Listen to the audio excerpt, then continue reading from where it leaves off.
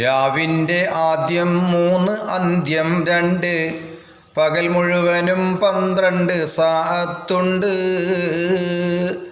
ഓരോ മണിക്കൂറിനും ഓരോ റക്അത്താ.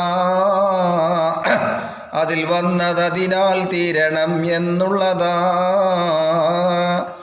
17 റക്അത്തിൻ്റെ ഹിക്മത്താണിത്. അല്ലാഹു അലം എന്നതാ പിന്നുള്ളത്. നിസ്കാരമൊഴിക്കുന്നു എന്നാൽ പിന്നെ അസ്ഹാബിമാരിൽ പെട്ട പലരും തന്നെ അവൻ കാഫിറ രക്തം മുബാഹാണെന്ന് തറപ്പിച്ചു തന്നെ പറഞ്ഞതായി കാണുന്നു. തസ്ലീം തന്നവനോട് സുന്നത്തില്ല, അവനോടതിന് ജവാബ് ഫറളും ഇല്ല. അപ്പോൾ നിസ്കരിക്കാത്ത ആളോട് സലാമും കൂടി പറയണ്ടെന്ന് പറയണം. കുഴപ്പങ്ങളുണ്ടാകുന്നതിനിടയുണ്ട്, എന്നാൽ മടക്കണമെന്ന നിയമവുമുണ്ട്. അപ്പം മഹല്ലിലെ പ്രസിഡൻ്റാണ് അല്ലെങ്കിൽ സെക്രട്ടറിയാണ്.